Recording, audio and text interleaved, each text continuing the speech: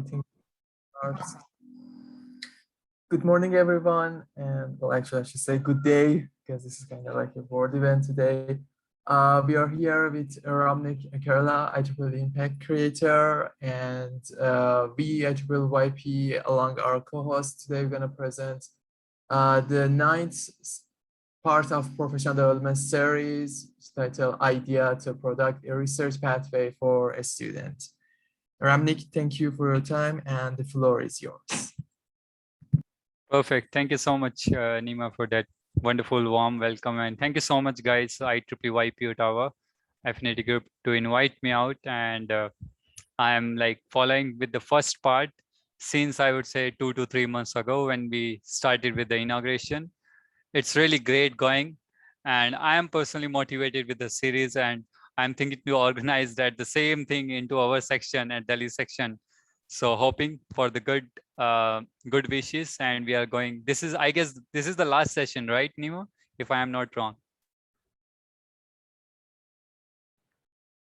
Yeah, this is part 9. I think we do have like a bonus part on next week, I think. Yep. And then we have like the final wrap-up session where we are just going to do a Q&A. Yeah. Perfect. That's really great to know. So can you just confirm me if you are able to see the slide deck? Yes, we are. Okay, perfect. Let me just grab this video here.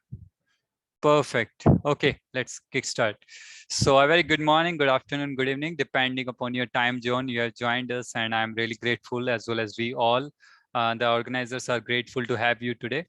Thank you so much for joining and listening to me on this topic, idea to product, a research pathway for students. Not specifically for students, I would say awareness is always there. So even if you are old enough, and that's the attitude in IEEE we hold, just be curious to learn always. And that attitude I always hold when I do volunteering in IEEE. So as Nima wonderfully introduced about myself, I am an IEEE impact creator. I am an author at IEEE USA ebooks.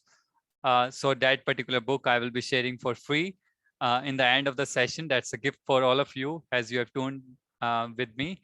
And so the book, actually the book title is the same what we are going to learn today, Idea to Product, a Research Pathway for Students. And I'm a mentor of change at Atal Innovation Mission. That's an initiative for pre-university students started by Government of India. And I'm currently working in Amazon Web Services. So that's glad to be here. So let's kickstart the session. So yeah, what we will be discussing today. So as many, like I have conducted numerous sessions, and many student members, many, I would say YPs as well, they actually ask me how to find a problem statement. We are facing that issue. And how to find even an idea, because people actually can't find an idea itself. How we can think about the innovation and starting with the project development or prototype development or filing a patent or filing a research paper or publishing something. So today presentation I will be covering that all part into a very, I would say, in a very perfect process, how you can find a problem statement.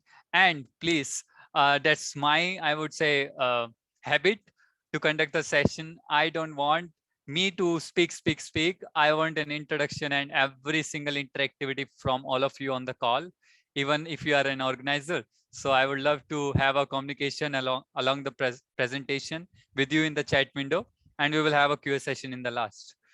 So what we will be covering. So I will be telling you about the overview of project-based learning. I know, like in some education system across the planet, we have outcome-based learning, we have project-based learning, we have academic-based learning, and some kind of things. There are a lot of learning approach model.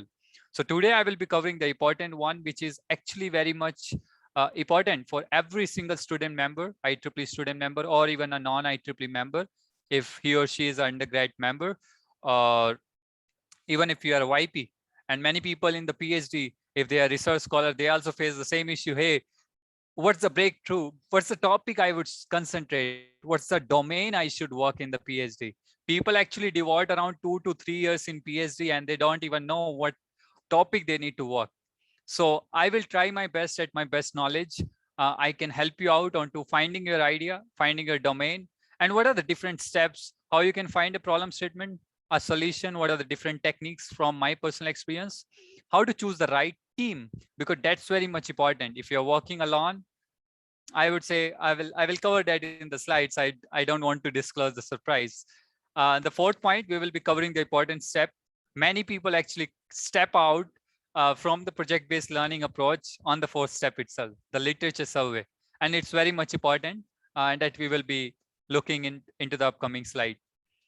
Prototype development, that's the main part where you are actually doing some hands-on and implementing a prototype, implementing and collating all the technology, all the learnings to make a POC out of it, to make a product proof of concept. And the last, we will be discussing how you can secure your idea. That's very much important. And I have been interviewed, like I have appeared in a lot of interviews of companies, and people are looking how we can secure an idea. If I am discussing an idea with you right now in public forum, what are the different ways? What are the different methods? So I will be discussing some of the methods which I have personally experienced and I have implemented in my resume, in my portfolio. And in the last, I will love to interact with all of you on any query. Okay, so 3 rules of my session. Don't stop asking in the chat window during the session, and in QA round in the last with the audio and video if you're comfortable. I remember, like, my pre-university principal, she used to mention me one thing: hey Ramnik, if you want to ask any question, just go ahead and ask. There's nothing like silly or good question. If you can't ask that question right away on the certain moment, you're stupid for that particular moment.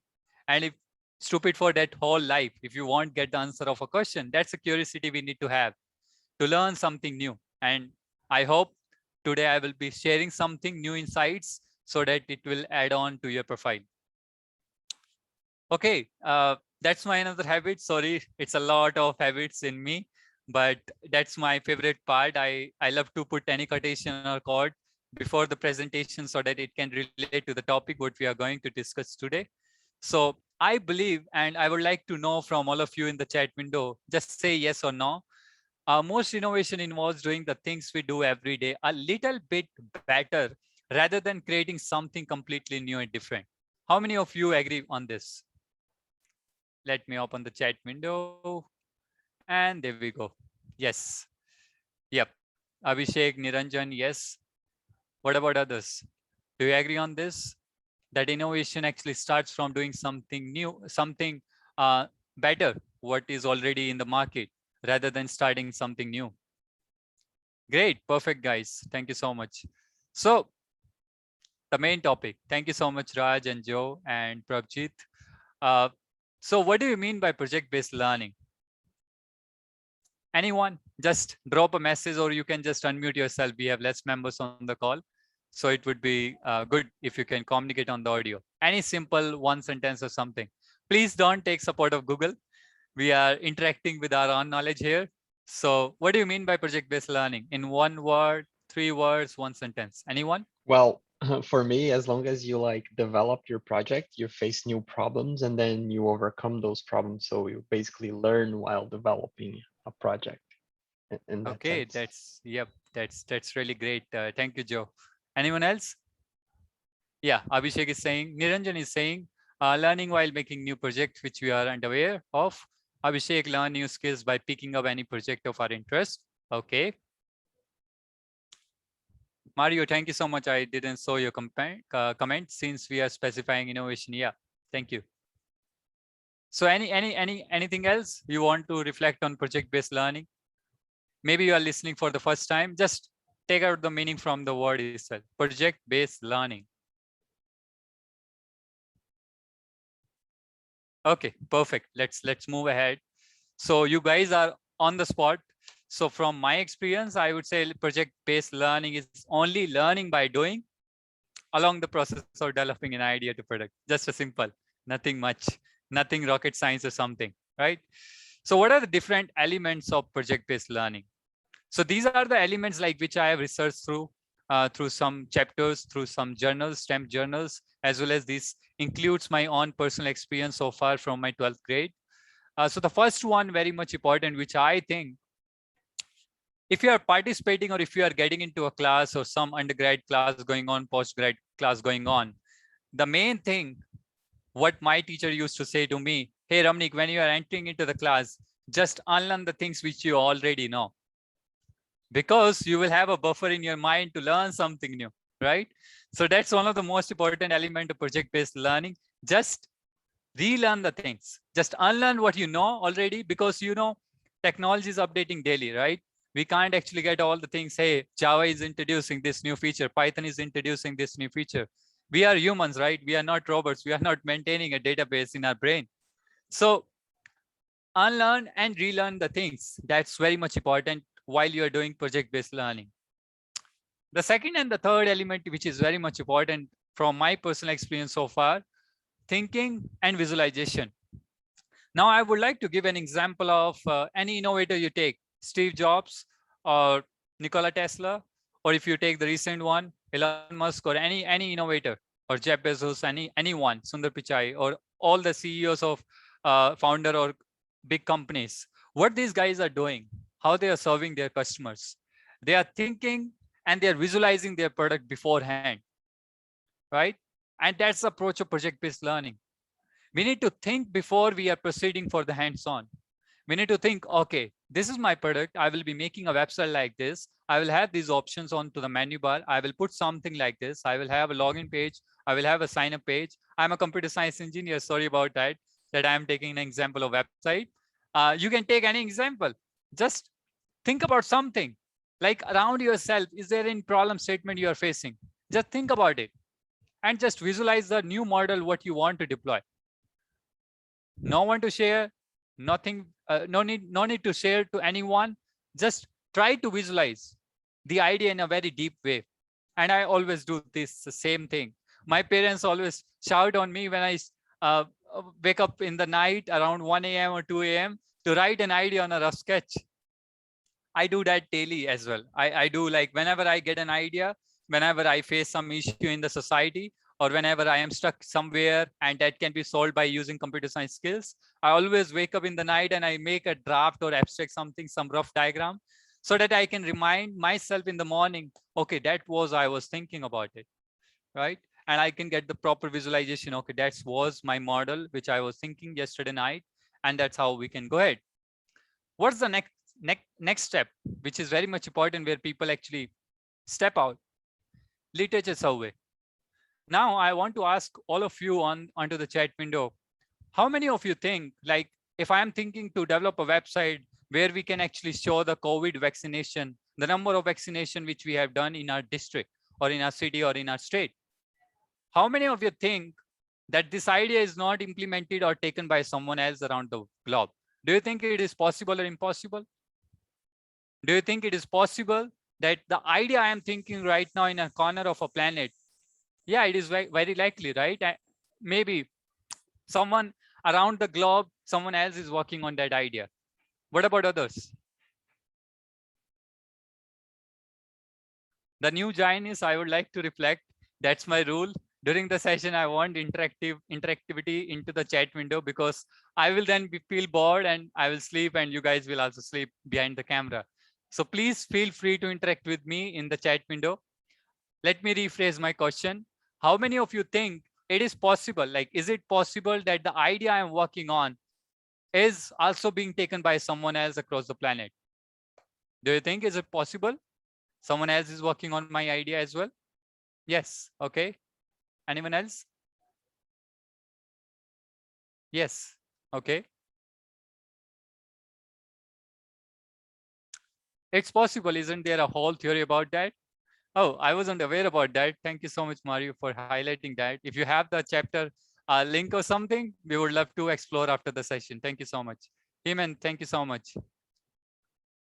There you go. Niranjan. Niranjan has faced this thing. He was thinking or visualizing or working on an idea, and someone else is also working. That's a common scenario. One problem statement have many solutions, right? And that's why in project-based learning, literature survey or in-depth survey is very much important. And that's, I would highlight in the upcoming slides for this particular step, how to do it. Yeah, very common in academic research. Yeah, rightly said. Perfect. So this slide is actually more often from my experience, what are the different techniques I used to do, like I used to take in my thing. Yeah, same problem with many solution when presented an idea, right?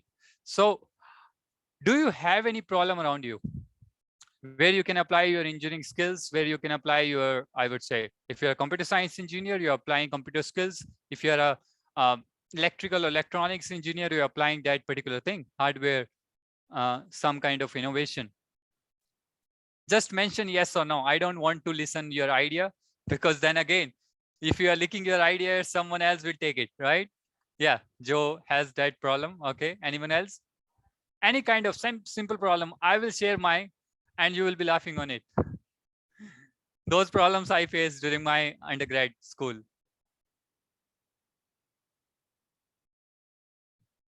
Yeah, Niranjan, you do have a problem. Anyone else? Any kind of problem. It can be simple. Yeah, it bothers me every day. Rightly said. Yeah. So you have to work on it, right, Joe? You have to do something. You are an engineer. You need to work on it. Yeah. Keeping track of resources in the house, right? Rightly said. Smart automation. Yeah. Yep. Yep. Yeah. Smart automation module. I would say some model or something. Smart home. Mario, you can work on it. Yeah. There are a lot of ideas onto that particular thing. Resource management in IoT and edge computing. What personal interest me.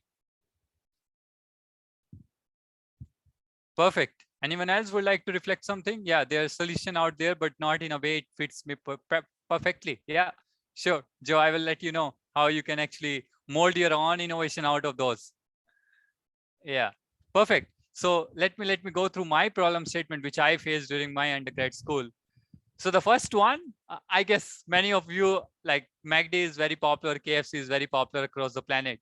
Standing in a long queue of McDonald's or KFC, I faced this personally. I was so much hungry, and the guy onto the guy under the shelf, and he was like, "Sir, it will take more than half an hour." And I was like, "What do you mean by that? I'm waiting for my burger. Just give me right away in few minutes."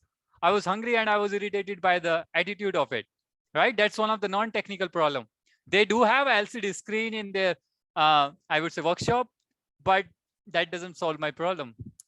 So I thought of building a software for them. So I had a talk with the manager of MACD of my city, and they actually guided me. These are the software which we already have from the franchise of McDonald's.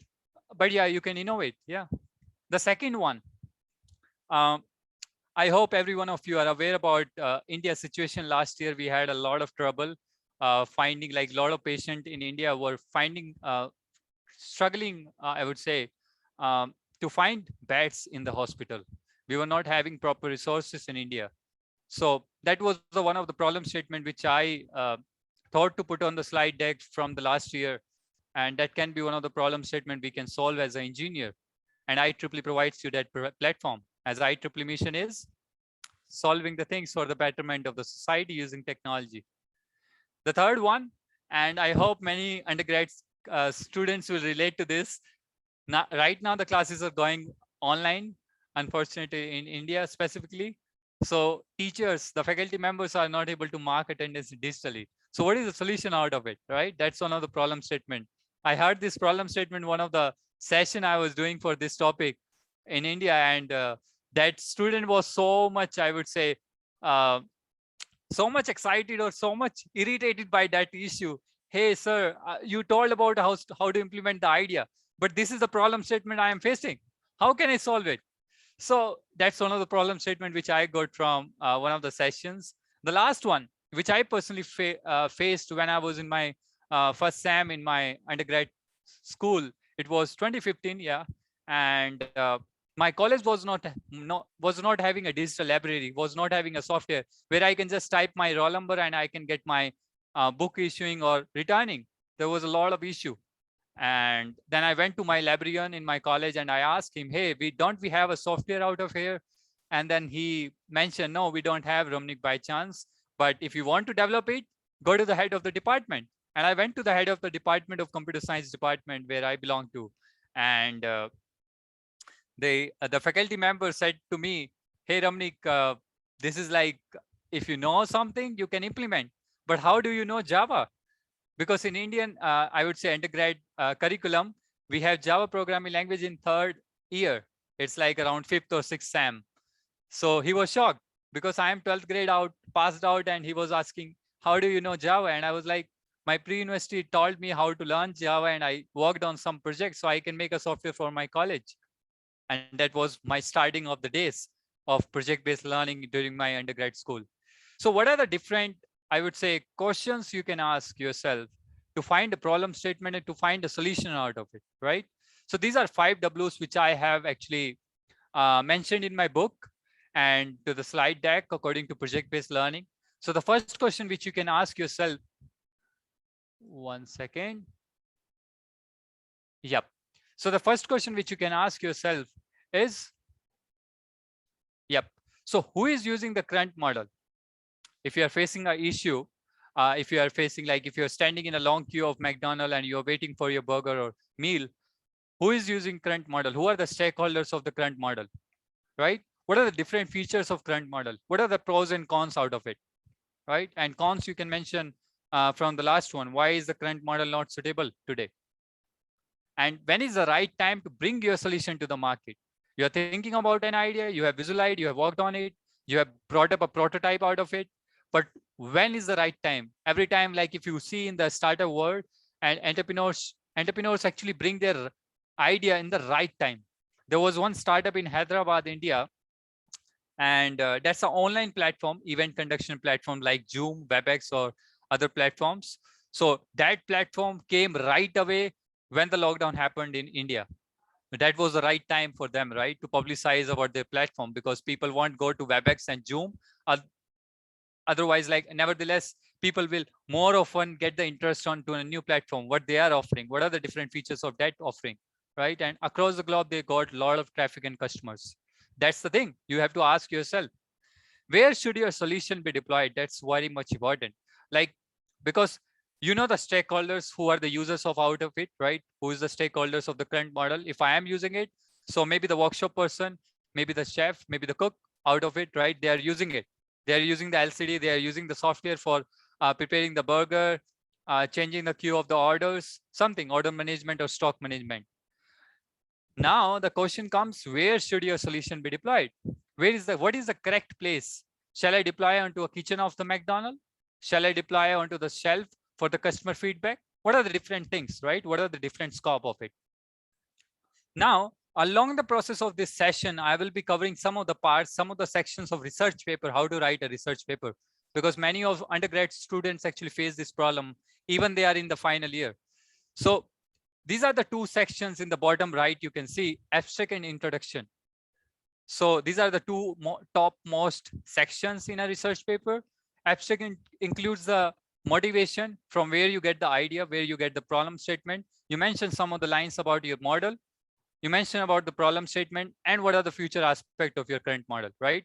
That's a kind of a 1 or 2 para summary about your idea in a research paper in abstract. The second introduction, you just explain something deep about it, right? Just explain, okay, this is the motivation I got about it. Just explain some scenario you have faced real time about that research you are proposing. Then you mention about what you are going to introduce, right? What you are going to introduce in your proposed model or in your paper or in your patent. And then in the last, you mention about the future aspects and the pros and cons, right? In the introduction, just an overview, nothing much. Okay. How many of you believe in this? Okay, I guess like we have a comment from Mario.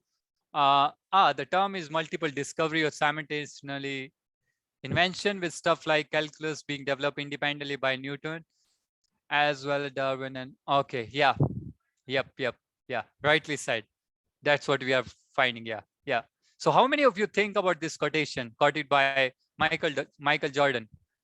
Talent wins games, but teamwork and intelligence win championship. How many of you think teamwork is very much necessary when you're working on an idea? Right? Yep. Gopi say, I agree. Nima say, totally agree. What about others? Perfect. Joy is saying, fully agree. Okay. Anyone else would like to throw up? Perfect. Niranjan is also saying, yeah, agree. It's very difficult for a single person to long-term succeed in multiple projects. Rightly said. Yep. Chandrika is also saying yes. Perfect. Yeah, that's very much important when you're working in project-based learning. Yes, teamwork is very much necessary for research, even for project development, I would say, or even if you are working in a company, that's very much important because single-handedly you can't handle a customer. Maybe you can handle, but it's very difficult. You need support of other engineers in the team or other classmates if you're working on a project. So what are the different, I would say, questions you can ask? These are my personal experience question, which I have asked, which I commonly ask myself, uh, regarding like finding choosing a right team out of my class, out of my, I would say, university, if I want to find some team members, and choosing a right tech stack. That's very much important when you're working on an idea. You don't know, hey, and many undergrad students approached me. So what we do, like, can I learn Python because I want to use Python from basic to advanced? Hey, what do you mean by basic by advanced? It means you are doing a PhD in something, right? You're learning from basic 1A to Z completely. So you're not doing project-based learning. You are learning a technology, I would say, deep dive, right? And it's not so much, I would say, recommended in project-based learning approach. So for choosing the right team, on the left-hand side, you can see the questions which you can ask yourself as a team leader. Do your member has already one of the technologies that you will need for your prototype? As I mentioned, one of the important parameter in project-based learning is visualization. Now, once you visualize about your idea, you think about it. So you may know, okay, I will need to use AI, I will need to use machine learning, I will use this particular module in Python or something, right? Now, if you know the technology, okay, I will be coming to the tech stack. It's a more deep, but in an overview, in a high picture, you know about it, right? Machine learning, we are going to use AI, we're going to use image processing or something. So you need to see around yourself in your connection, which member has one of the technologies you want to work with, right? And the second question, are they really interested in the vision of your idea? That's very much important as a team leader you want to see, because as a team leader, you are very much passionate about your idea, but your team member aren't. And that's one of the issue that you may encounter while deciding a team. So you need to very much, I would say, verify with them. Are they really interested in machine learning? Are they really interested in the idea what you are presenting to them to work on, right? The third question, do they have the right personality with whom you want to work with? And many students have argued with me on this question, but I would say this question relates to the very much, I would say, emotional intelligence factor. In companies also, I would say in universities, if you're working on a project, minor or major, or somehow any project or research paper you're writing, it's very much important to see the team member you're working with. Are you comfortable to work with them, right? Are they so much against your idea that they don't want to contribute? No, we don't want that team member in our team, right? So you need to as a leader, you need to decide very perfectly with whom you want to work with, right? The last question, do they have the soft skills to present your idea to other people? I heard about, there was one Stanford business school session going on. I saw the recording on YouTube, and one of the guy from, he was the founder of some company, some enterprise or venture. And he was mentioning, if you have an idea in this brain, and if you can't present to other people, there's no sense, right? So you have to find members around you who have the soft skills, who have the presentation skills, who have the communication skills to present your idea to other people. Maybe I will be working with Joe on some project, right? And Joe has more presentation skills than me. So I will give that authority, or I would say responsibility, to present the idea in a conference for a paper to Joe rather than me. I will be taking that, right? As a team leader, I won't take it because I don't have those skills. That's why I have chosen Joe in my team. That's how you need to figure it out, right? Around yourself. On the right hand side, how to choose a proper tech stack, very much important. What are the basic technology required for your idea? That's what we covered in the first question on the left hand side. So what are the basic technology? AI, machine learning, IoT, something we are working on, right? Cloud computing or something. The second question, do you have student or free access to those required tool for your prototype development? And how it relates? If I say I'm working on a paper and I don't have access to IEEE library, how can I know about literature survey? It's out of the picture, right? So I need to find out in my university or in my organization, are they providing the access to those libraries so that I can actually explore more about it, right? So these are the things you can ask yourself, and what are the different tools you need, right? It can be MATLAB, it can be kind of any other simulation software which your organization or college provides. Go ahead, approach to the faculties and ask for the credentials. The third question, do you have a case scenario visualized for that idea? And now it is deep question. As I mentioned, visualization and thinking is very much important. So in this question, you have to see from the technology point of view. So if I say I'm building a website with Joe, and we both are working on a home automation project, smart home project. And now Joe says, we can make a software out of it where we can display all the connected list devices. I can show my Alexa, I can show my Google Home, I can show other kind of devices, or I can show some of the smart appliances which are at my home onto that software. This can be one of the frame. Another frame, we can put something kind of where we need image processing so that I can scan my electricity bill to find out the prediction of next month bill, right? So we now know that we need a software development technology, some kind of language we need to use. We know that we need to use image processing module, right? So we now know the visualization. We aren't yet on to the hands-on. We are just visualizing. We are just brainstorming on our idea. The last one, and that's very much interesting. People ask me, hey, we don't know anything. How shall we proceed? You are talking about idea to product. Now we don't know anything. What to do?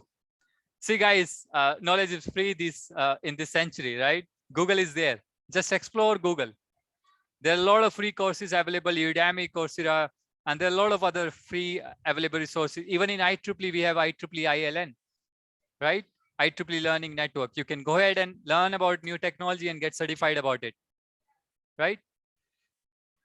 Okay, coming to the next part. Very much important. That's the thing, what I was talking in the first slide. So that's one of the step in project-based learning where you need to consume a lot of time. Mind it, my professor, my guide, when I wrote my first paper in my 12th grade before my undergrad school, my teacher told me, Ramnik, at least devote 6 months or even more to do a proper research survey. As we all agree, and new people have joined us today now along the process, along the session. So I want to ask this question again from the newcomers. What do you all think? Is it possible the idea I am thinking right now in small city in India, that idea is not being taken by someone else? Is it possible or not? Can I see in the chat window? You can just mention possible, impossible. No one gonna work on my same idea, what I am working on. It is possible, but really unlikely, right? Anyone else? Possible. Kamya also say possible. Okay. What about others? Let me rephrase. Joe and I am working on a home automation project right now. We are working on developing a website or an Android app for smart home. Do you think it's impossible no one is working on this? What do you think? Do you think the idea is already being taken? Is it possible or not?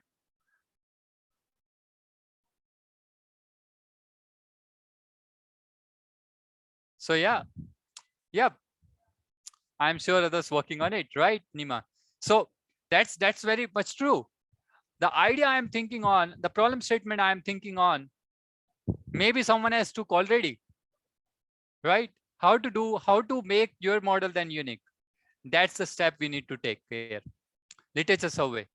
Now in research paper, we commonly use these common platforms: Explore Digital Library, Google Scholar, Springer Library, Elsevier Library. So these are the common platform which researchers use across the planet for searching out the idea which are already implemented, similar to our idea we are working on, right?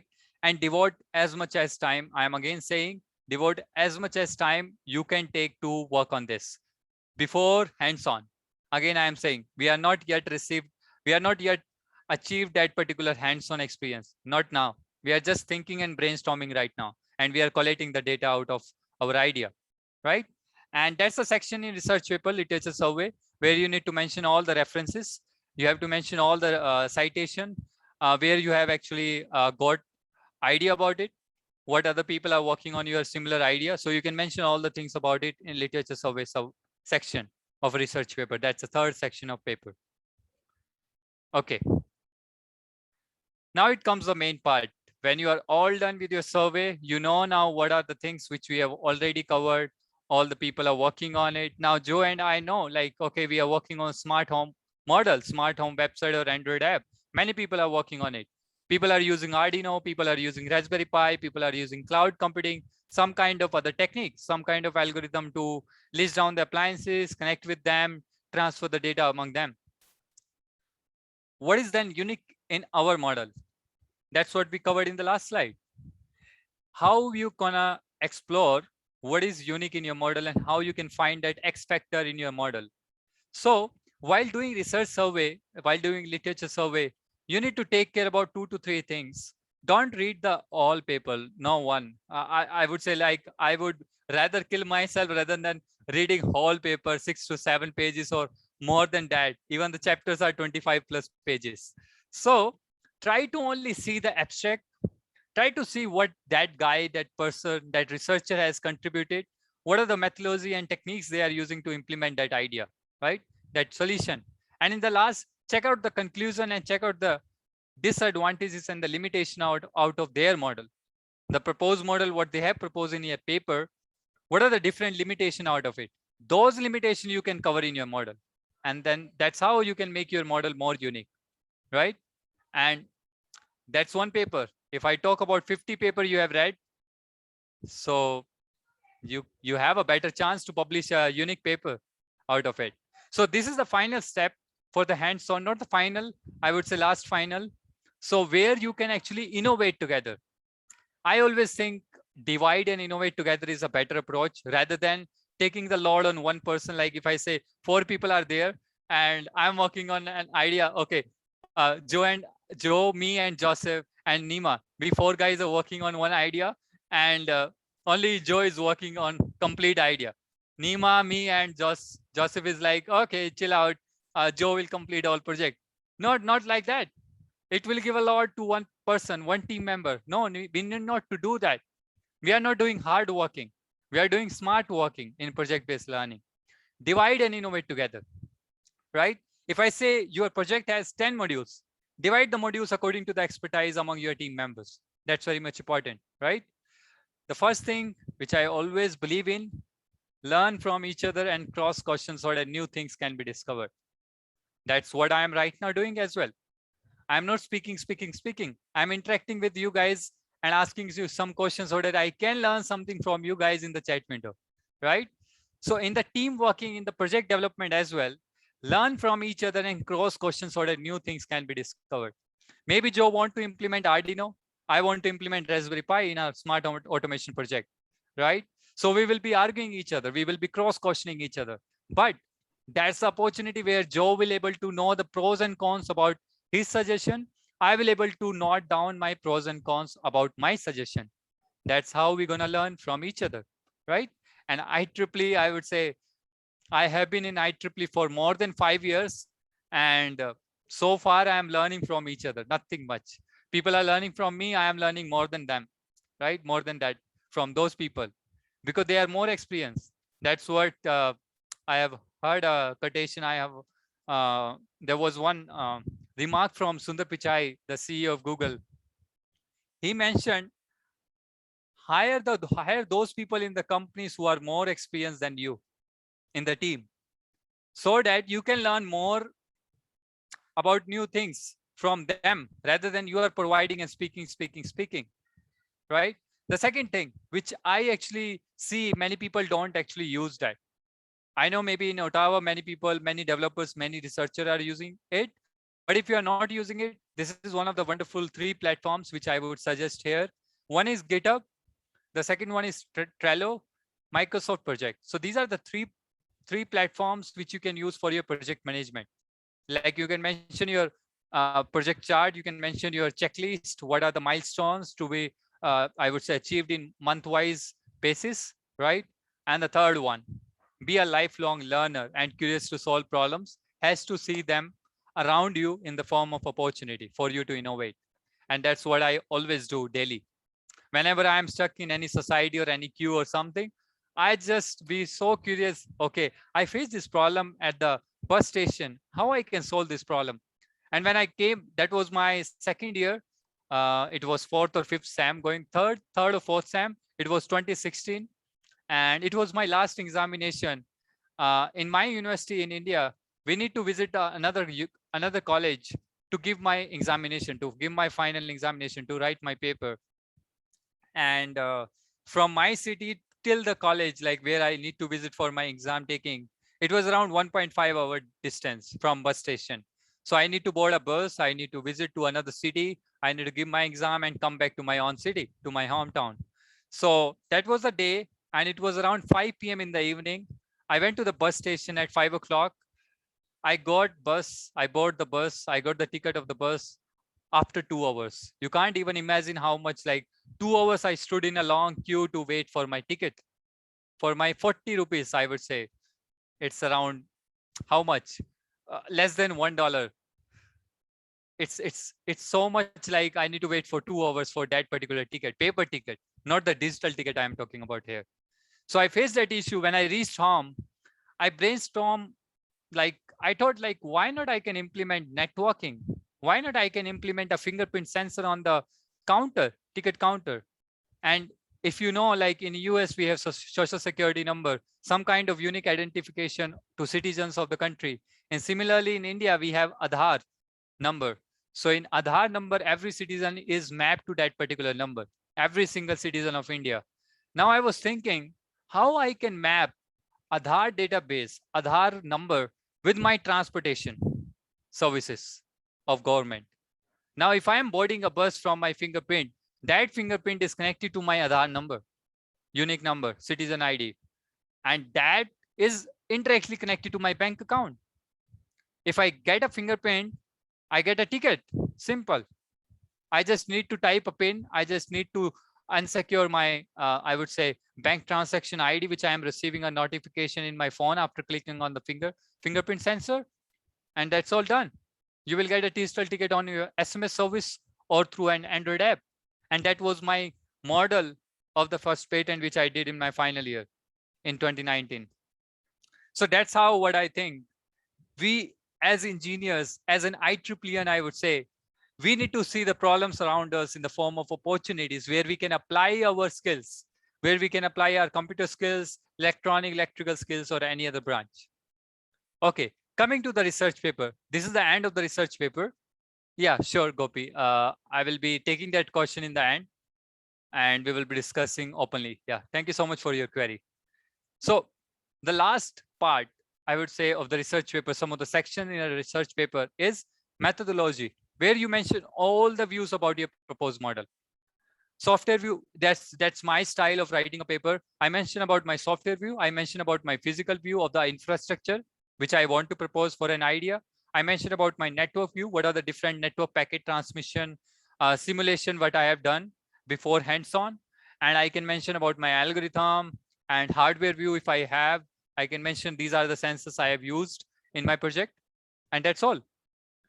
The second, I would say the next section of a paper is pros and cons. That's the section where you need to mention about the advantages, why the people should use your idea, why the people should adopt your idea in their society, right? And that's what, where you can mention your limitations, where you can mention the advantages of your model.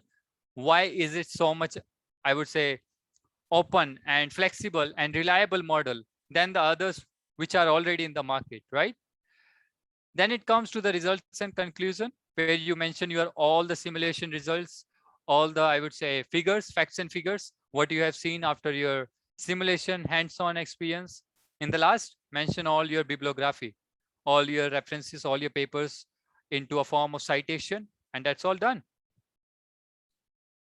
Okay, how many of you have this doubt?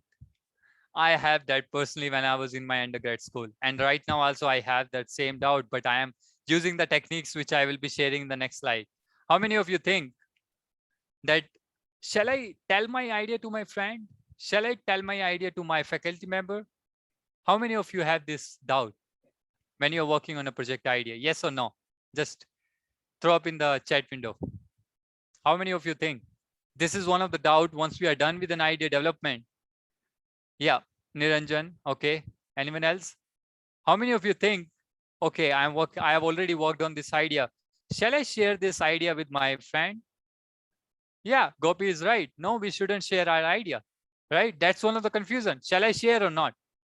And let me break one misconception here. And many of the undergrad schools students have approached to me about this query. Sir, shall we proceed with internship? Shall we proceed to participate in a hackathon? Can anyone on the call just let me know what are the limitations of getting into an internship and hackathon? Over to you guys. Go ahead. Any limitation? You can just open up your mic and speak up. Till then, I will have some water.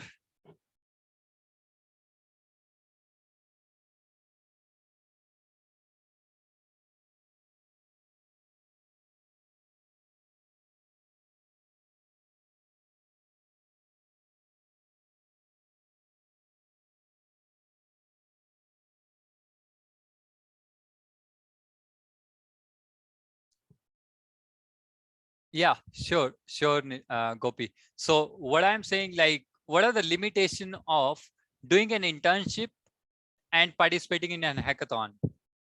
I hope IEEE is conducting a lot of hackathons, right?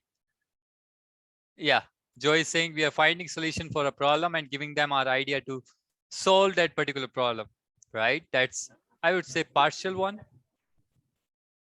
Yes, Yeah, Joy, you, yeah. yep. Yes, Yes, Gopi. sir. Yeah, sir. Sir, in the participation of hackathons or in any other things, we have to be we should not share our ideas, sir. That is our main limitation. While we sharing our idea in that hackathon, others may grab our idea. Means our thoughts or thinking in that way. If it is not possible in our way, they can take that into the another way. What if they possible? The main limitation is not in the not the sharing of our idea, and in the internship also we have to learn, but we should not be open ourselves into that part. Means we have to learn from them, but we should not give our exploring our thoughts or exploring our ideas into others. Perfectly, I would say, Yes. mentioned, Gopi, and I would add on to that, and that's what are the limitations of doing an internship and a hackathon. I would say participating in a hackathon. See, in internship, when we participate into a company, depends upon the company you're working on. You're doing an intern. I would say, like, from my personal experience, internship is not so a good place, because there you're working on someone else's idea. You are not innovating anything. You're just learning something new, how to solve that problem statement which company is working on. And if you know, many companies actually sign a non-disclosure agreement with you guys, right? When you become an intern or when you are applying for an internship, people say to sign an agreement that the things you are going to do in our company you won't share outside. Then just let me know what is the, like, why you are wasting your time and brain and, I would say, knowledge into someone else's idea. That's one of the biggest limitation what I personally see, right? And better, rather than that, you can just innovate your own idea using project-based learning, right? You know what are the different problem statement around you. Just go ahead and learn and implement. Publish a paper or file a patent out of it. Simple, right? The second one, why not participate in hackathon? See, these are the misconceptions which I had when I was in my first SEM in my undergrad school. And I found this, and I was, I would say, angry on those guys who were the organizer of those hackathons. I devoted my 48 hours to solve a problem statement, which they gave to me, and I gave a prototype to them. the organizer company. Now, after winning the hackathon to get some ransom amount out of it, what you are going to do? You are in the guidelines of hackathon, hopefully you have seen 100% the intellectual property of your idea is being given to the company, the organizer. Then what's the meaning of participating in hackathon? The idea was yours, the prototype you have designed, but you are giving whole POC to the company who are the organizer, and they can convert that idea, they can improve it, right? You have the skill, you are passionate, they might hire you, right? Or you can start your own business. That can be one of the scenario, right? So these are the things. Let me just go ahead. Yeah. So these are the different resources. These are the different methods, which I always motivate, even if the person is in a pre-university, even a member or student is in, I would say, early stages of pre-university. Don't worry. I was inspired by White House when Barack Obama was the president in the office, and I think like that science exhibition is happening in every presidency in US. So what they do in science exhibition in White House, they call all the pre-universities from US, and they select shortlist some of the students out of pre-university and university, and those ideas are US patented. And those people, those students are from 9th, 8th or early stages. Maybe they are from secondary school or high school, but they are very early in their career. They didn't even join undergrad school. Not even they are doing their bachelor's, right? That's the motivation which actually inspired me to write this book, Idea to Product. Right, yeah, that's what the thing, right? And that's the important part where we need to actually think on. Even an undergrad student don't know how to write a research paper. How many of you know how many of you know how to write a research paper? Can I see yes, no in the chat window? I know that's a silly question, but if you are not asking a question, I will ask. Go ahead. How many of you know how to write a research paper? Okay. Joe, you say, I think I do. Somebody else, okay. What about others? Okay, a little bit. I hope after this slide, you will be getting a lot of knowledge about how to write it. Somewhat, Abhishek is saying, okay. Anyone else? How many of you think that you can write a research paper and publish it? Don't worry, no one gonna judge you. Partially, yes. Okay, that's great. Anyone else? Perfect. Little bit. Okay, Chandrika. Nice. So these are the three different, I would say, methods from how you can secure your idea.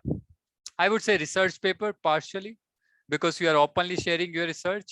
Patent, 100% you are securing your idea. Copywriting, obviously you are securing your idea completely. Now, research paper, I was coming to that part. So the first research, which is my favorite platform right now as well, from my first year undergrad school, IEEE Author Center. So just Google it, IEEE Author Center, you will get the link. This is one of the wonderful platform I have came across, and IEEE has re-innovated it. So where you can actually know how to write a paper from A to Z. Simple. What are the different author ethics? What are the different policies of plagiarism? What are the different conferences happening around you? What are the different journals you can approach? Right. So IEEE Author Center is one of the handy tool for all of you if you want to explore how to write a paper. And please don't say me back, hey, we don't know where to find an idea. I have already told you guys, right? So I will be sharing my book link. Don't worry about it. I will be sharing my IEEE USA link, and I would request YP Ottawa section to download it for free, as they are IEEE members, and to share with all the participants, even for the past participants if they want to explore. So LaTeX, the second tool, that's a very handy software. If you are very much passionate about coding, little bit, so you can use LaTeX software to write any kind of thing, any kind of documentation, even if it's a chapter, resume, or I would say paper, patent, grant proposal, anything. You just need to download a template out of LaTeX official website and just import it, just replace the text and just click on run. You will get the PDF right away, right? So that's one of the handy tool. The second and the third and the fourth, Springer and Elsewhere, as I've already covered. So similar to IEEE, Springer and Elsewhere provide you the platform to publish your chapter and papers and ideas. Okay. Patent, coming to the second part. Now, patent is kind of a very, I would say, very secured way. And I always say to all the people in my sessions, don't go with a research paper if you are going for a patent. That's a policy of a patent. Because patent is kind of a, I would say, if your one hand knows the idea, the second hand should not know about it. That's the policy of patent. So if you are going to write or file a patent, don't ever publicly talk about your idea. Don't ever publish a paper. Don't ever publish a press release or something about your, something in magazine or somewhere, or even in a blog writing.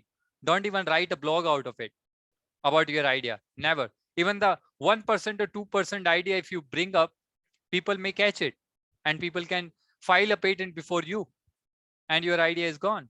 You can't secure it anymore. So from my experience so far, what I have been researching and from my past research, I would say profile, I've came across these three important intellectual property office: Intellectual Property India, United States Patent and Trademark Office, European Patent Office.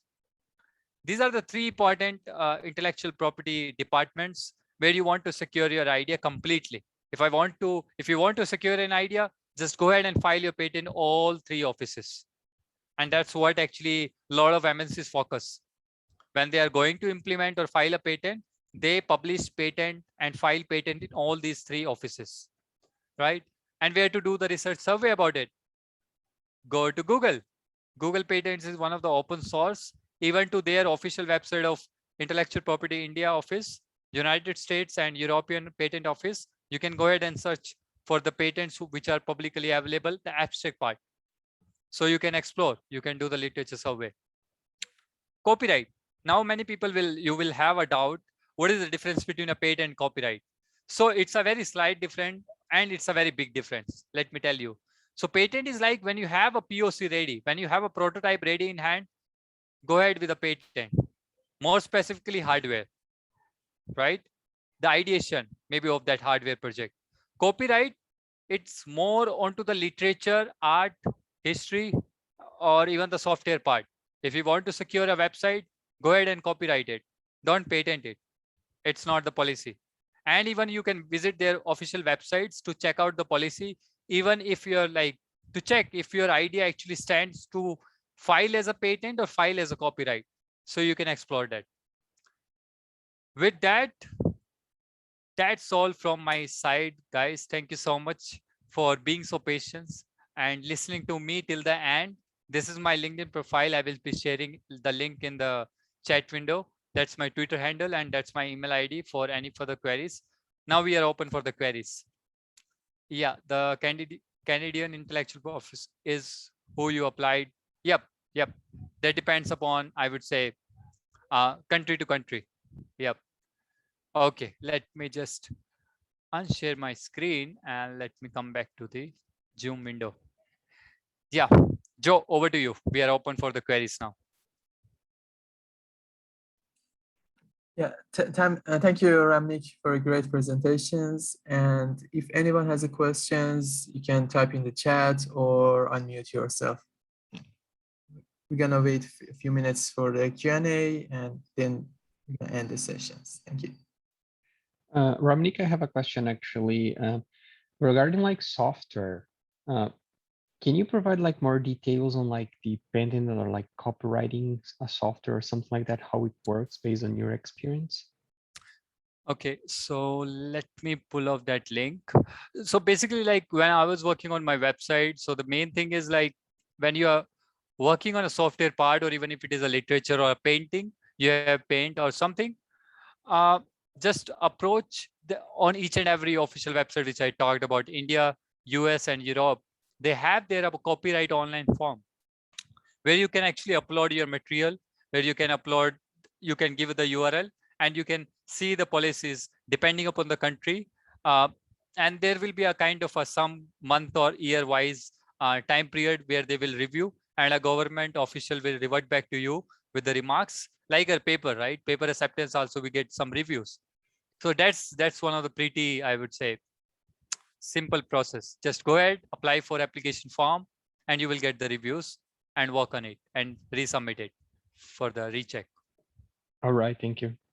Yep, thank you. Okay, I can see some of the questions we left away. So where is it? Let me just. Yep. So Gopi had a first question. Sir, I have doubt. Is implementing the technology in a way of digital form, then what will be the disadvantage in this process? Gopi, can you please explain your question? Can you please elaborate it more so that I can better understand it? Yes, sir. I can explain the question. Sir, in the way of developing our technology, means implementing our new sources and IoTs, AI, machine learnings. In the process, all we are by moving upon to the robotics. Means in the future world, the robots will be served in all aspects. So in this, what will be the no one is thinking about the disadvantages in this purpose. So what will be the main disadvantages in this process? So okay, that's really nice question, Gopi. And I would say literature survey is the step where you can explore the disadvantage of the technology which are already there. And let me tell you one thing. My research domain is edge computing, and whenever I work on some new idea or some new paper, I always take from that particular point of view, because it's a human culture, I would say human nature, right? We think like it's I forgot the name of it, missing tile syndrome. Yeah, I hope you guys may have heard about it. It's a psychology theory, and it's like if I push you in a room where all the walls and roof also is painted white, and I have missed one tile on the top onto the roof, the first thing which you will see after entering the room, that's a missing tile, right? And that's a human nature. We see the negative side of each and everything, right? So that's how we can start of working on an idea. Just think about the negative aspect of your model. Simple.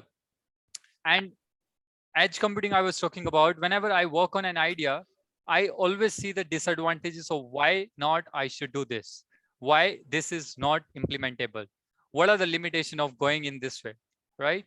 So I guess there are a lot of research work going on. Even if you take 5G, upcoming 6G, people are working why 5G is not safe for the public. There are a lot of arguments going on, a lot of papers are published. Literature survey is your answer. sir, I have another question. Yep. Sir, you have presented the screen of quote of Michael Jordan's. Yeah. Means you are agreeing in all aspects of that quote, sir? Oh, you are asking me? I would say like there can be some of the scenarios like I have faced in my final year. When I was working on an idea, a lot of people around me was not aware about the technology I am working on, or even they are not getting the idea what I am going to work on. So in that scenario, I need to go individual, right? I need to work on that project individually. What we can do, we don't have that network. But mind it, across the planet, IEEE is giving you that platform to network with a lot of people around the planet so that you can explore about the people who are working on that field, who can understand about your idea. Go ahead and discuss your research with others. Just the overview, just discuss the problem statement. So even maybe they can be the professors of any university across the globe, and you're working in the same field. You can give a mail to them. How you get into PhD or doctorate program? You just mail a professor, right? Asking that, sir, I am very much interested to get supervised by you for my doctorate program. I'm working on this. These are my projects. These are my recommendation and all the stuff, right? You network with professors. Similarly, when you're working on a project, go ahead and network with other peoples so that that code can be fully get true. That's my experience so far. I have also worked on numerous projects individually, but that's a recommended way. I would say that's the most recommendation from my side. Better to work in a team, because companies are looking for the people who have the team management skills, who have the people management skills, who can work with other people, right? So that's from my side, Gopi. Yeah. Sir, but in this point, So all the students may not be aware of technology, but Yeah. in this process, in the going to the, from idea to product process, but we can include the students like those who can thinking of negative sides and means management side. In this point, we can take our team also. Sure, sure. Why not? Why not? It depends upon you. You are a team leader of your project, right? It depends upon you how you can mold your project. What are the type of people you want? Those were the recommendation from my side, from my personal experience, right? Perfect. Yeah. Let's Hi, move. Ramnik. This is Yeah. Nikhil here. Yeah, Nikhil. Go ahead. I just want to share, first of all, very well laid out presentation. But someone asked about the question about, seeing the negative scenarios. So I just want to share an experience. So folks, I myself have 18 years of experience. I just joined from the ATL mission, Ravnik, the link which you shared. And let me just give you a context here. There is a field called system dynamics, where we talk about interactions between different ecosystems, whether it's an electronic ecosystem or an IoT ecosystem, versus nature or environment. It's a very, old field, and it's one of the fields which unfortunately is not taught much. Now, why that field becomes necessary in today's age is because when you learn to how do you interact with multiple systems in system dynamics, it gives you scenario planning.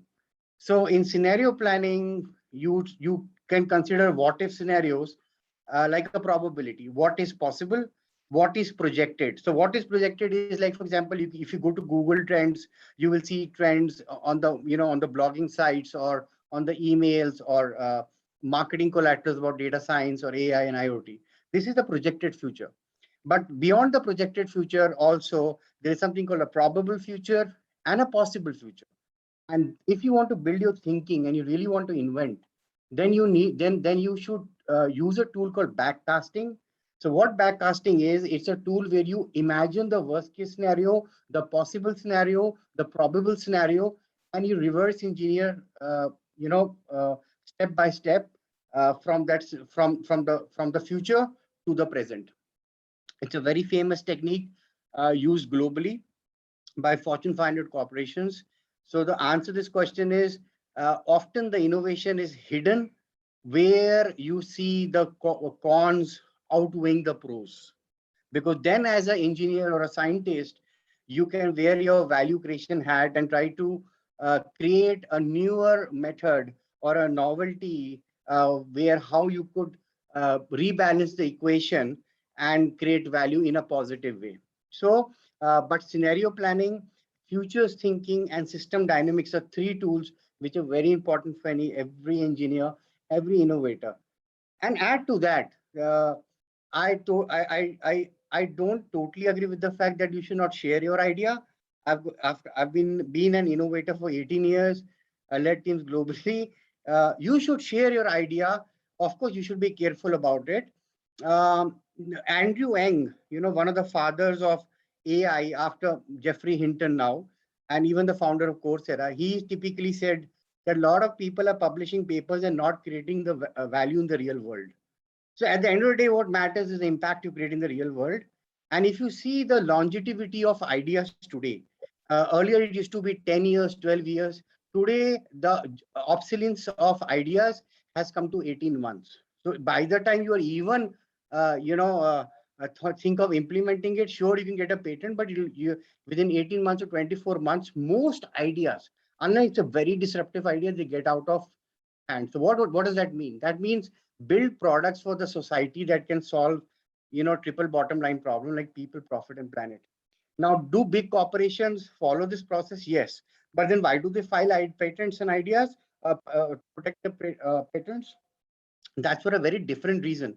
That is for a patent warfare, which big corporations have. So I just wanted to share my thoughts. Sorry, Ramnik, to hijack. I didn't want to. No, it's fine. Thank you so much, Nikhil, for highlighting those things. And it's very much important for networking. And in IEEE, we always focus on PVN model, which is my kind of discovered model in my final year, participation, volunteering, and networking. Thank you so much, Nikhil, for highlighting those important points. And guys, I have shared that backcasting technique in the chat window, and you can Google what Nikhil has shared for the better insights. Perfect. Anyone else would like to shoot out some questions? I know we are out of the time. Sorry about it, but it's what the curiosity of learning we hold in IEEE. We always want to learn something new daily. Anyone else would like to bring up? I have shared my LinkedIn profile as well as book. I request Joseph, Joe, and Nima, if you can share the free copy, download it from USA, IEEE USA, and you can share with the participant. Yep. Yeah, for sure. Yeah. Actually, I just have a question, well, on the side probably. So because often there are other platforms like edX or even IEEE that perform. I mean, you can get free courses there. Then there is another options that you can pay and get a certificate for that courses. I'm mostly talking about this, let's say Pythons or different type of other courses. Does it really worth these certificates? I'm asking you. You has, I think. No, great yeah, experience. it's really nice question, and many undergrad students actually ask me, sir, we want to do some Udacity scholarship. We will get a certificate out of it. And I'm like, as a computer science engineer, I don't even pay a penny to anyone if I want to get a certificate out of it, right? Because knowledge is free. We can learn anything from YouTube, from other resources. There are a lot of things. What I have experienced so far in the companies when I was interviewed for a lot of companies, people actually don't see that.